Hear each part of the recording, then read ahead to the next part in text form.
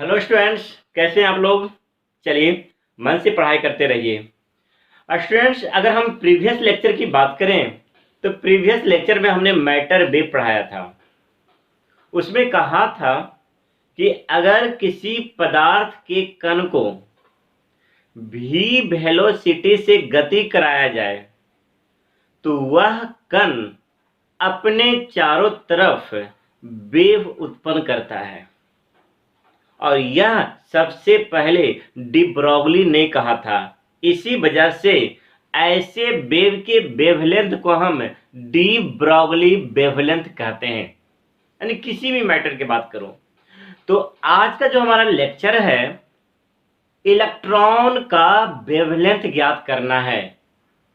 Find the wavelength of electron, क्योंकि electron एक कण है, इलेक्ट्रॉन के पास मास है, उसको भी वेलोसिटी से गति करा सकते हैं। तो जिसमें मास होता है उसे भी वेलोसिटी से गति कराया जाए तो वह डी ब्रॉगली वेव उत्पन्न करता है। और आज का जो हमारा लेक्चर है, calculation of de Broglie wavelength of electron, यानी इलेक्ट्रॉन का डी ब्रॉगली वेवलेंथ ज्ञात करना। यह बोर्ड की दृष्टि से बहुत ज्यादा इंपॉर्टेंट है। और एक बच्चा ने एक प्रश्न पूछा था, एक न्यूमेरिकल पूछा था जो इसी थ्योरी पर आधारित है। तो मुझे पूरा विश्वास है कि इस थ्योरी को पढ़ने के बाद वह प्रश्न आपका बन जाएगा।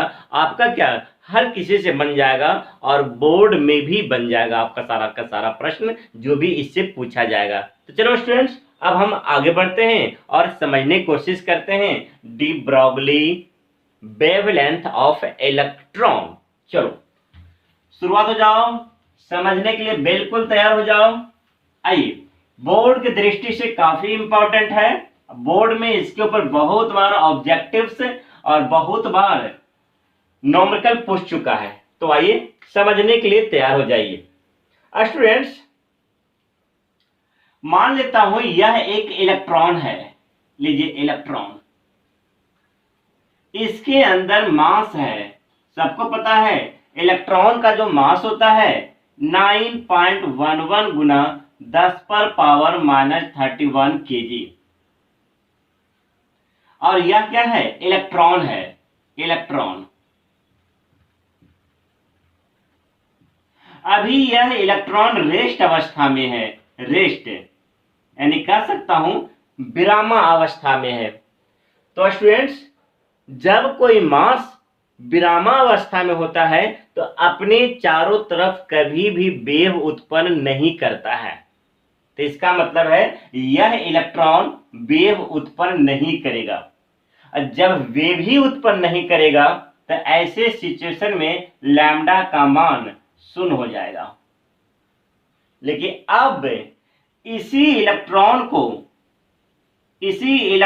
को जिसका मास m है और हमने v वेलोसिटी से गति करा दिया जाए, जैसे ही आप इसको v वेलोसिटी से गति कराएंगे तो यह इलेक्ट्रॉन अपने चारों तरफ एक वेव उत्पन्न करेगा। और इसका जो वेवलेंथ होगा, जिसको हम लैम्डा कहते हैं, लैम्डा ज्ञात करना है। इसी इलेक्ट्रॉन का लैम्डा ज्ञात करना है। यही आज का लेक्चर है। तो चलो अब हम एक इलेक्ट्रॉन को गति कराते हैं और लैम्डा कैलकुलेट करते हैं। तो ठीक है स्टूडेंट्स, अब हम इलेक्ट्रॉन को गति कराते हैं। स्टूडेंट्स, जरा समझिएगा कि यह इलेक्ट्रॉन है। लेट्स सपोज यह एक इलेक्ट्रॉन है। इलेक्ट्रॉन को हम ई से दिखा देता हूं। इसका मास m है। तो बताओ स्टूडेंट्स, कोई भी इलेक्ट्रॉन गति कब करेगा? जब उस पर फोर्स लगेगा। तो एक इलेक्ट्रॉन पर फोर्स केवल इलेक्ट्रिक फील्ड लगा सकता है, क्योंकि इलेक्ट्रॉन एक चार्ज पार्टिकल है और चार्ज पार्टिकल पर बल केवल इलेक्ट्रिक फील्ड लगाता है। तो हमें क्या करना होगा, इस एरिया में एक इलेक्ट्रिक फील्ड उत्पन्न करना होगा। और इलेक्ट्रिक फील्ड उत्पन्न तभी करता है जब हम हम दो बिंदु ले लेते हैं, बिंदु ए और ये बिंदु बी ले लेते हैं, और यह इलेक्ट्रिक फील्ड तभी उत्पन्न करेगा जब यहां के वोल्टेज को हाई वोल्टेज कर दिया, हाई वोल्टेज, और यहां पर क्या कर दिया, लो वोल्टेज। हमने दो बिंदु लिया, एक बिंदु के वोल्टेज को हाई कर दिया और दूसरे बिंदु के वोल्टेज को लो कर दिया। तो जहां भी यह कंडीशंस बनता है तो वहां पर इलेक्ट्रिक फील्ड उत्पन्न होता है, और इलेक्ट्रिक फील्ड की दिशा हमेशा हाई वोल्टेज से लो वोल्टेज की ओर होता है। हाई वोल्टेज को हम प्लस भी कह सकते हैं और लो वोल्टेज को हम माइनस कह सकते हैं। तो इसका मतलब है इस एरिया में एक इलेक्ट्रिक फील्ड उत्पन्न होगा जिसकी दिशा प्लस से माइनस की ओर होगा। तो लीजिए हमने इलेक्ट्रिक फील्ड उत्पन्न करा दिया, लीजिए हमने इलेक्ट्रिक फील्ड दर्शा दिया, electric field E. Electric field को हम ई से दिखाते हैं। अब हमने क्या किया, इस इलेक्ट्रिक फील्ड में एक इलेक्ट्रॉन को रख दिया, क्योंकि इलेक्ट्रॉन को गति कराना है। तो इलेक्ट्रॉन गति तभी करेगा जब उसके ऊपर बल लगेगा, और एक इलेक्ट्रॉन पर केवल इलेक्ट्रिक फील्ड ही बल लगा सकता है। तो हमने सबसे पहले इलेक्ट्रिक फील्ड उत्पन्न कर लिया, लीजिए इलेक्ट्रिक फील्ड उत्पन्न कर लिया। अब इस इलेक्ट्रिक फील्ड में हमने क्या किया, एक इलेक्ट्रॉन को रख दिया। लीजिए जैसे हमने इस इलेक्ट्रॉन को रखा स्टूडेंट्स, तो हम पढ़ा चुका हूं कि जब किसी इलेक्ट्रिक फील्ड में इलेक्ट्रॉन को रखा जाता है तो क्या होता है स्टूडेंट्स, जरा देखिए तो इसके ऊपर फोर्स लगेगा, इसके ऊपर बल लगेगा, और जैसे ही बल लगेगा तो इलेक्ट्रॉन गति करना शुरू कर देगा v वेलोसिटी से। यह इलेक्ट्रिक फील्ड इस पर बल लगाया, कितना बल लगाया, F बराबर Q इंटू ई। और जैसे ही इस इलेक्ट्रॉन पर बल लगा स्टूडेंट, तो यह इलेक्ट्रॉन v वेलोसिटी से गति करना शुरू कर दिया। और जैसे ही यह इलेक्ट्रॉन v वेलोसिटी से गति करेगा तो अपने चारों तरफ यह वेव उत्पन्न करेगा, यह वेव उत्पन्न करेगा, और उसी वेव का वेवलेंथ कैलकुलेट करना है। तो हमने यहां तक पहुंच गया, एक इलेक्ट्रॉन को गति करवा दिया। तो स्टूडेंट्स जब यह गति करेगा स्टूडेंट्स, तो इसके अंदर काइनेटिक एनर्जी आ जाएगा, और काइनेटिक एनर्जी बराबर हो जाएगा kinetic energy. Kinetic energy, kinetic energy बराबर होता है half m v square. Half m से मास ऑफ इलेक्ट्रॉन और v से velocity of electron. Kinetic energy को हम k से दिखाएंगे तो k बराबर हो गया हाफ एम वी स्क्वायर, समीकरण नंबर 1।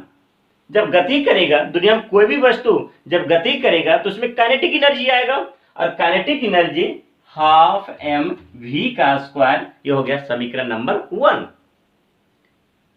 तो काइनेटिक एनर्जी आया कहां से, तो आया यह इलेक्ट्रिक फील्ड, इस पर बल लगाया, और बल लगने की वजह से इसमें वेलोसिटी उत्पन्न हुआ, और वेलोसिटी उत्पन्न हुआ तो इसमें काइनेटिक एनर्जी आया। तो इसका मतलब है उतना ही काइनेटिक एनर्जी आएगा जितना यह इस पर वर्क करेगा, उसमें उतना ही काइनेटिक एनर्जी आएगा जितना कि यह इलेक्ट्रिक फील्ड इस इलेक्ट्रॉन के ऊपर वर्क करेगा। तो स्टूडेंट्स हमने पढ़ाया है वोल्टेज बराबर होता है, वोल्टेज बराबर होता है वर्क और बटा चार्ज, वर्क बटा चार्ज। तो स्टूडेंट्स अगर वोल्टेज को हम V से दिखाएं, वर्क को W से दिखाएं, और चार्ज तो इलेक्ट्रॉन के चार्ज को अगर हम E से दिखाएं तो हमारे पास एक नया समीकरण प्राप्त हो गया, V बराबर W इंटू ई। अगर हम यहां से W का मान ज्ञात कर लें तो यहां जगह नहीं है तो हम यहां पर कर लेते हैं। यहां से अगर हम W का मान ज्ञात कर लें तो वर्क बराबर हो जाएगा E इंटू वी, जहां से E क्या है इलेक्ट्रॉन का चार्ज, V क्या है आपने जो वोल्टेज अप्लाई किया है, यहाँ हाई वोल्टेज यहाँ पर लो वोल्टेज अप्लाई किया है, वही वोल्टेज डिफरेंस है। ठीक है स्टूडेंट्स, यानी V का मतलब पोटेंशियल डिफरेंस या वोल्टेज डिफरेंस। तो ये हमारे पास ये समीकरण नंबर 2 आ गया। और ये समीकरण नंबर 1 आ गया। तो जितना यह वर्क करेगा उतनी उसमें काइनेटिक एनर्जी उत्पन्न होगा। अब इसका मतलब है यह जो वर्क है इस काइनेटिक एनर्जी के बराबर होगा। हम यह जितना भी वर्क करेगा उतना इसमें काइनेटिक एनर्जी उत्पन्न होगा। तो इसका मतलब है यह जो वर्क है काइनेटिक एनर्जी के बराबर हो जाएगा। तो आइए स्टूडेंट समझते हैं। So using equation 1 and 2, using equation 1 and 2, समीकरण 1 और 2 से, तो W बराबर था E इंटू V और काइनेटिक एनर्जी बराबर था हाफ m v स्क्वायर। ये दोनों भी में फर्क है। यह भी से वोल्टेज को दिखा रहे हैं और यह भी से वेलोसिटी को दिखा रहे हैं। यानी यह जो v है v बराबर वोल्टेज और यहां जो v है v बराबर वेलोसिटी। ध्यान से रखिएगा। अब दोनों को बराबर कर दिया तो E इंटू वी बराबर हाफ m v का होल स्क्वायर। हमें यहां से वेलोसिटी का मान ज्ञात कर लेना है। आप यहां से वेलोसिटी का मान ज्ञात कर लीजिए। तो तिरछा तिरछे क्रॉस मल्टीप्लाई कर लीजिए। 2 इंटू वी बराबर m इंटू वी का स्क्वायर। तो v का स्क्वायर बराबर 2 इंटू ई इंटू वी बटा m। यहां से v का मान निकाल लीजिए यानी वेलोसिटी का मान निकाल लीजिए। तो under root 2 into e into v और बटा m। तो हमने यहां से क्या किया, इस समीकरण का उपयोग करके हमने वेलोसिटी का मान निकाल लिया। मतलब इलेक्ट्रॉन किस वेलोसिटी से गति कर रहा है उसका मान कैलकुलेट कर लिया। v बराबर under root 2 into e into v बटा m। यहां जरा देख लीजिए, 2 तो कांस्टेंट है, e क्या है इलेक्ट्रॉन का चार्ज है, v है क्या पोटेंशियल डिफरेंस यानी वोल्टेज और m क्या है मास ऑफ इलेक्ट्रॉन। अब आगे बढ़ते हैं, क्या देख लें। स्टूडेंट्स आपको पता होगा हमें तो डी ब्रोगली वेवलेंथ कैलकुलेट करना है। बी नो डैट अगर आपको प्रीवियस लेक्चर याद होगा तो डी ब्रोगली वेवलेंथ जो होता है वो h बटा m इंटू वी होता है। अगर आपको प्रीवियस लेक्चर पढ़ा होगा तो लैम्डा बराबर h बटा m इंटू वी से क्या होता है वेलोसिटी। ठीक है, v से क्या होता है वेलोसिटी। और अभी हमने वेलोसिटी का मान कैलकुलेट कर रखा है। तो देखिए, तो वेलोसिटी हमने मान क्या कैलकुलेट किया, थोड़ा ध्यान रखिएगा। तो E इंटू वी बराबर जो हमने क्या किया था हाफ m v स्क्वायर। और यहां से अगर v का मान निकाल लेंगे तो 2 इंटू ई इंटू वी और बटा m और अंडर रूट। यही तो कैलकुलेट किया था हमने। अब क्या करें, इस वेलोसिटी का मान यहां रख दें। तो लैम्डा बराबर h बटा m रहने दें और जहां v है v की जगह पर इसका मान रख दें 2 इंटू ई इंटू वी और बटा m। अब जो भी करना है कैलकुलेशन से। तो लैम्डा बराबर एक काम कर लें, h रहने दें और बटा e से m को अंदर ढकेल दें। जैसे ही आप इसको अंदर ढकेलेंगे तो यह m स्क्वायर हो जाएगा और ये 2 इंटू ई इंटू वी और बटा m। m से m क्या हो गया कैंसिल हो गया। तो यहां पर हमारे पास लैम्डा बराबर आ गया h बटा under root 2 m e v। यानी लैम्डा बराबर h बटा under root 2 m e v। अब हम क्या करते हैं, इस समीकरण को और सोल्व करते हैं क्योंकि हमें एक बेहतर रिजल्ट तक पहुंचना है। ऐसा रिजल्ट जो रेडीमेड हो और आपको हमेशा के लिए याद हो जाए। तो आइए,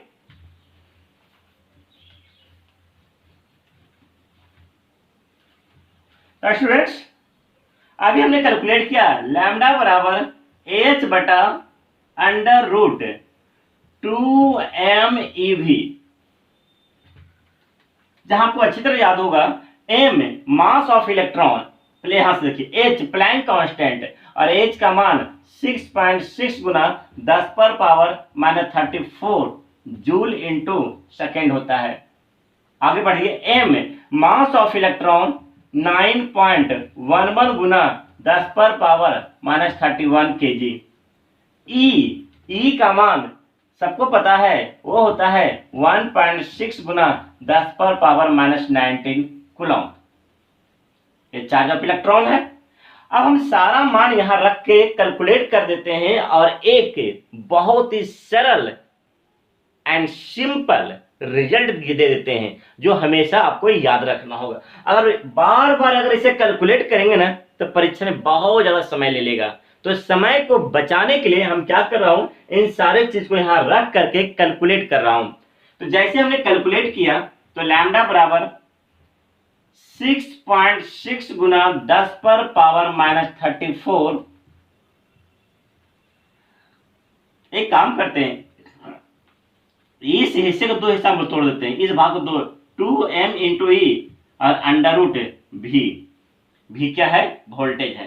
तो लैम्डा बराबर 6.6 गुना 10 पर पावर माइनस 34 बटा अंडर रूट 2 9.11 गुना 10 पर पावर माइनस 31 केजी, और यहाँ ई 1.6 गुना 10 पर पावर माइनस 19 और गुना 1 बटा अंडर रूट भी। स्टूडेंट्स, जब इस पूरे पोर्शन को जब सोल्व किया जाए, आप भी सोल्व कर सकते हो, हम भी सोल्व कर चुके हैं हमें, और ये पूरे समय बचाने के हमने क्या किया, इसे हम सोल्व कर चुके हैं। तो इसका जो रेडीमेड एंड फाइनल रिजल्ट है वो लिख देता हूं ताकि आपको याद रहे। तो स्टूडेंट्स, इन सारे मान को हमने पुटअप कर दिया और क्या क्या हमने कैलकुलेट करके एक वैल्यू कैलकुलेट कर लिया। तो जो रिजल्ट आया है वो क्या आया है, जरा देखिएगा। वो आया है लैम्डा बराबर 1.227 और बटा अंडर रूट भी, और जो आंसर आएगा वो आएगा नैनोमीटर में। या इसी को ऐसे भी कर सकते हैं, लैम्डा बराबर 12.27 और बटा अंडर रूट भी, आंसर आएगा एंगस्ट्रॉम में। तो जैसे जैसे यह यूनिट हम बदल देंगे वैसे वैसे रिजल्ट भी बदल जाएगा। कभी किसी किसी बुक में 12.27 अंडर रूट भी दिया है, लेकिन आपको ध्यान रखना वहां पर जो यूनिट होगा वो एंगस्ट्रॉम में होगा। किसी किसी बुक में 1.227 बटा अंडर रूट भी दिया है, तो ध्यान रखना वहां पर जो यूनिट होगा वो नैनोमीटर में होगा। तो इस प्रकार यह जो हमने लैम्डा कैलकुलेट किया है, इसी लैम्डा को कहते हैं वेवलेंथ ऑफ इलेक्ट्रॉन, या कह सकता हूं this is de Broglie wavelength है, डी ब्रॉगली वेवलेंथ है ऑफ इलेक्ट्रॉन। इसी तरीके से जिस कण का भी कहा जाए निकालने के लिए आप उससे निकाल सकते हो। इलेक्ट्रॉन को भी निकाल सकते हैं, प्रोटॉन का भी निकाल सकते हैं, न्यूट्रॉन का निकाल सकते हैं, जिसका भी कहा जाएगा बस उसका मास रख देना है और उसका चार्ज रख देना है। ठीक स्टूडेंट्स, तो जैसे आप रखोगे ना तो अलग अलग पार्टिकल्स का अलग अलग डी ब्रॉगली वेवलेंथ कैलकुलेट करने का फॉर्मूला आएगा। लेकिन अगर आप कोर्स की बात करें, अगर आपकी सिलेबस की बात करें, तो आपके सिलेबस में इलेक्ट्रॉन का मेंशन किया गया है, यानी इलेक्ट्रॉन का डी ब्रॉगली वेवलेंथ कैलकुलेट करने के लिए कहा गया है। तो इलेक्ट्रॉन का डी ब्रॉगली वेवलेंथ इसी तरह कैलकुलेट करेंगे और हमारा जो फाइनल रिजल्ट आया है वो 1.227 बटा अंडर रूट भी नैनोमीटर या 12.27 अंडर रूट भी एंगस्ट्रॉम, इसी को कहते हैं। ये वहीं इस्तेमाल कीजिएगा फॉर्मूला जहां पर इलेक्ट्रॉन होगा। ये दूसरा कण की बात किया जाए, जैसे प्रोटॉन बोल दे, तो प्रोटॉन के लिए हम ये इस्तेमाल नहीं कर सकते हैं क्योंकि यहाँ पर मास अलग होता है, प्रोटॉन का चार्ज प्रोटॉन का अलग होता है, वहां रखेंगे तभी कैलकुलेट किया जा सकता है। देखिए अच्छी बात है, हमारे कोर्स में केवल इलेक्ट्रॉन की चर्चा करने के लिए कहा है, तो हमने इलेक्ट्रॉन के बारे में आपको समझा दिया है। क्या समझाया है कि किसी भी इलेक्ट्रॉन का डी ब्रॉगली वेवलेंथ कैलकुलेट करना है। कैसे? सबसे पहला, इलेक्ट्रॉन जब रेस्ट अवस्था में होगा तो वेवलेंथ कैलकुलेट नहीं किया जा सकता है, क्योंकि वह वेव उत्पन्न नहीं करेगा। अब हमें इलेक्ट्रॉन को गति कराना है, तो इलेक्ट्रॉन गति तभी करेगा जब उसे इलेक्ट्रिक फील्ड में रखा जाए। और जैसे इलेक्ट्रिक फील्ड में रखोगे तो इलेक्ट्रॉन गति करेगा, और वह गति काइनेटिक एनर्जी के रूप में कंजर्व हो जाएगा, 12mv²। तो उतना ही काइनेटिक एनर्जी होगा जितना कि वह इलेक्ट्रिक फील्ड उसके ऊपर वर्क किया है, कि वर्क बराबर ही काइनेटिक एनर्जी होता है। चेंज इन काइनेटिक एनर्जी बराबर वर्क डन होता है। तो हमने वर्क डन कैलकुलेट कर लिया और काइनेटिक एनर्जी के बराबर कर दिया, तब जाकर के हमारे पास एक रिजल्ट आया। अब क्या है स्टूडेंट, जरा समझिएगा। एक स्टूडेंट था, चाहे अगर हम एनसीईआरटी की बात करूं, क्वेश्चन है एनसीईआरटी क्वेश्चन, बहुत ही आसान क्वेश्चन है। क्वेश्चन क्या था समझिएगा। कैलकुलेट द डी ब्रॉगली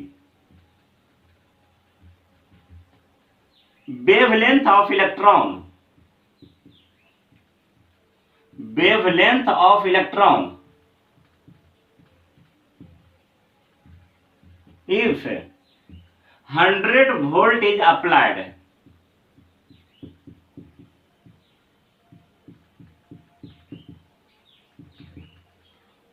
जब उसको 100 वोल्ट अप्लाई किया जाए तो कितना उसका वेवलेंथ होगा। सिंपल है, अगर हमें आंसर देना है तो लैम्डा बराबर 1.227/√v। कितना सिंपल हमने आपको बना दिया, 1.227/100। जब आप इसे कैलकुलेट करेंगे तो 1.227 10, जब आप इसे भागा देंगे तो 0.1227 आंसर किस में आएगा, नैनोमीटर में। सिंपल है, नैनोमीटर में आंसर आएगा। तो हमने एक व्हाट्सएप पर एक बच्चे ने प्रश्न भेजा था, हम वो प्रश्न यहाँ पर लिख देता हूं और आप उसे बना करके कमेंट बॉक्स में जरूर डालिएगा। हम उन बच्चों से कहना चाहूंगा कि वो जरूर बनाइए, आपका थ्योरी यहाँ पर दिया जा रहा है, ठीक है ना। वो क्वेश्चन क्या था जरा समझिएगा। वो क्वेश्चन था,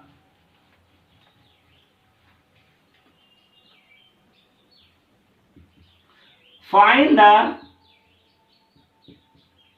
de Broglie wavelength of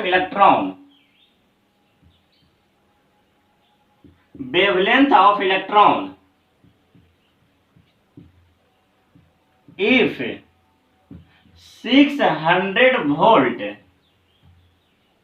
is applied।